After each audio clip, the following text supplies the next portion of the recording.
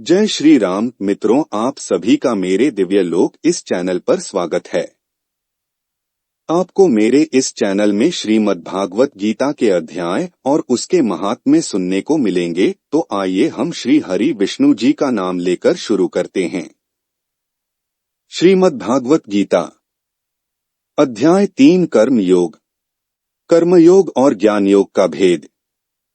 अर्जुन ने कहा, हे जनार्दन, हे केशव, यदि आप निष्काम कर्म मार्ग की अपेक्षा ज्ञान मार्ग को श्रेष्ठ समझते हैं, तो फिर मुझे भयंकर कर्म युद्ध में क्यों लगाना चाहते हैं?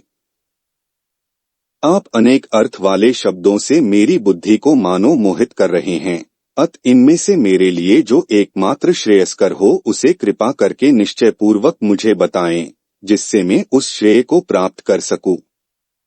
श्री भगवान ने कहा, हे निष्पाप अर्जुन, इस संसार में आत्म साक्षात्कार की 2 प्रकार की विधियां पहले भी मेरे द्वारा कही गई हैं। ज्ञानियों के लिए ज्ञान मार्ग सांख्य योग और योगियों के लिए निष्काम कर्म मार्ग भक्ति योग नियत है।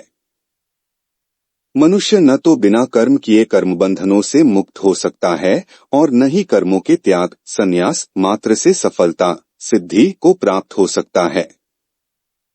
4. कोई भी मनुष्य किसी भी समय में क्षण मात्र भी कर्म किए बिना नहीं रह सकता है, क्योंकि प्रत्येक मनुष्य प्रकृति से उत्पन्न गुणों द्वारा विवश होकर कर्म करता है। 5. जो मनुष्य कर्मेंद्रियों को वश में तो करता है, किंतु मन से इंद्रियों के विषयों का चिंतन करता रहता है, सा मूर्ख जीव मिथ्याचारी कहलाता है। हे अर्जुन, जो मनुष्य मन के द्वारा इंद्रियों को वश में करने का प्रयत्न करता है और बिना किसी आसक्ति के कर्मयोग निष्काम कर्मयोग का आचरण करता है, वही सभी मनुष्यों में अत्युत्तम मनुष्य है। हे अर्जुन, तू अपना नियत कर्तव्य कर्म कर, क्योंकि कर्म न करने की अपेक्षा कर्म करना श्रेष्ठ है। कर्म न करने से तो तेरी यह जीवन यात्रा भी सफल नहीं हो सकती है। यज्ञ की उत्पत्ति का निरूपण। यज्ञ की प्रक्रिया ही कर्म है। इस यज्ञ की प्रक्रिया के अतिरिक्त जो भी किया जाता है, उससे जन्म मृत्यु रूपी बंधन उत्पन्न होता है। हे कुंती पुत्र, उस यज्ञ की पूर्ति के लिए संगदोष से मुक्त रहकर भली भांति कर्म का आचरण कर। सृष्टि के प्रारंभ में प्रजापति ब्रह्मा ने यज्ञ सहित देवताओं और मनुष्यों को रचकर उनसे कहा कि तुम लोग इस यज्ञ द्वारा सुख समृद्धि को प्राप्त करो, और यह यज्ञ तुम लोगों की इष्ट परमात्मा संबंधित कामना की पूर्ति करेगा। इस यज्ञ द्वारा देवताओं की उन्नति करो और वे देवता तुम लोगों की उन्नति करेंगे। इस तरह एक दूसरे की उन्नति करते हुए तुम लोग परम कल्याण परमात्मा को प्राप्त हो जाओगे।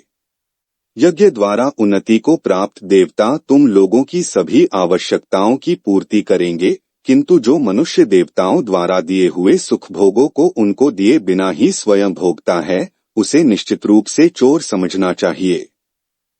यज्ञ से बचे हुए अन्न को खाने वाले भक्त सब पापों से मुक्त हो जाते हैं, किंतु अन्य लोग जो अपने इंद्रिय सुख के लिए ही भोजन पकाते हैं, वे तो पाप ही खाते हैं। सभी प्राणी अन्न से उत्पन्न होते हैं। अन्न की उत्पत्ति वर्षा से होती है, वर्षा की उत्पत्ति यज्ञ संपन्न करने से होती है, और यज्ञ की उत्पत्ति नियत कर्म वेद की आज्ञानुसार कर्म के करने से होती है।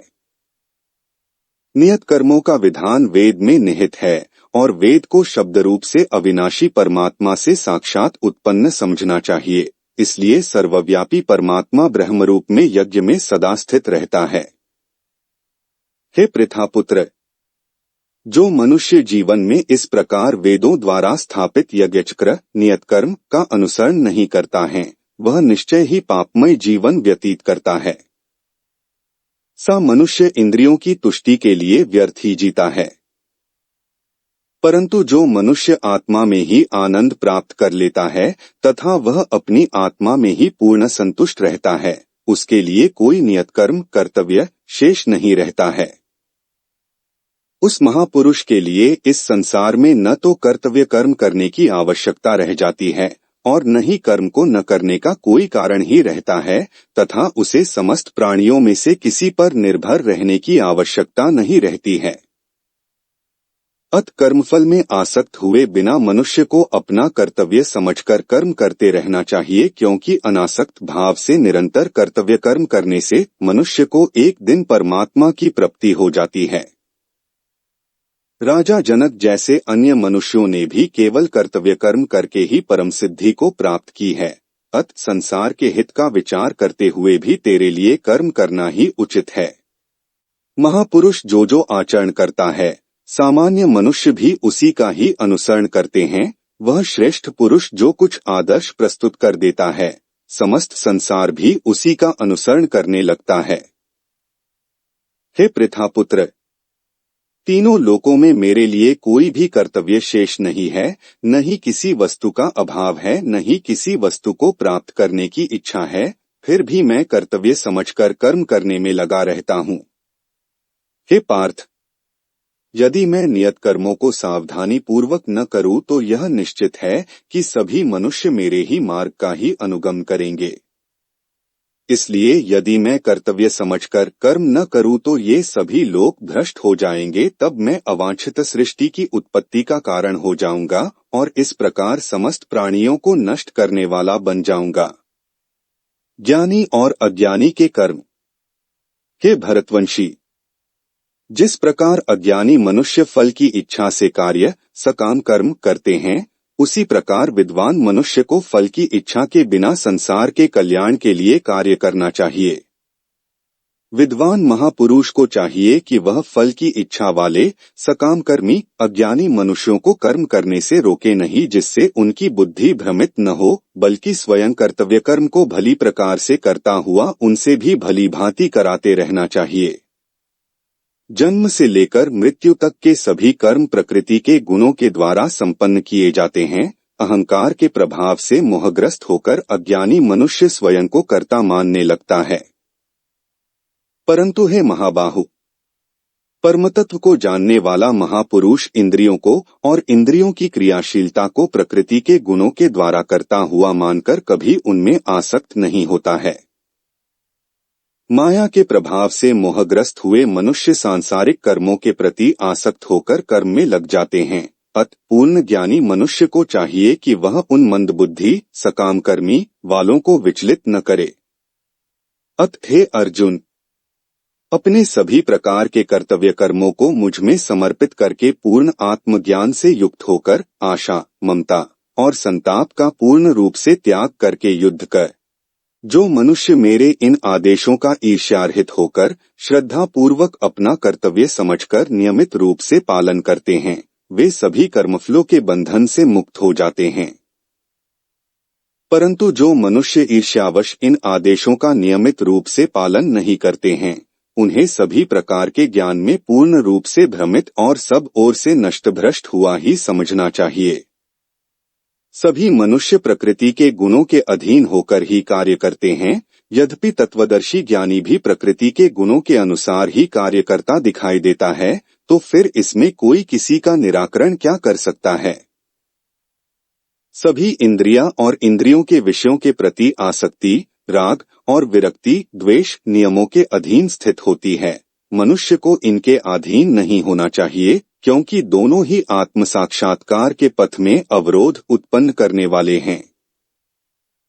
दूसरों के कर्तव्य धर्म को भली भांति अनुसरण नकल करने की अपेक्षा अपना कर्तव्य पालन स्वधर्म को दोषपूर्ण ढंग से करना भी अधिक कल्याणकारी होता है। दूसरे के कर्तव्य का अनुसरण करने से भय उत्पन्न होता है, अपने कर्तव्य का पालन करते हुए मरना भी श्रेयस्कर होता है। कामना रूपी शत्रु का शमन। अर्जुन ने कहा, हे वृष्णिवंशी, मनुष्य न चाहते हुए भी किसकी प्रेरणा से पाप कर्म करता है, यद्यपि सा लगता है कि उसे बलपूर्वक पाप कर्म के लिए प्रेरित किया जा रहा है। श्री भगवान ने कहा, इसका कारण रजोगुण से उत्पन्न होने वाले काम, विषय वासना और क्रोध बड़े पापी है। तू इन्हें ही इस संसार में अग्नि के समान कभी न तृप्त होने वाले महान शत्रु समझ।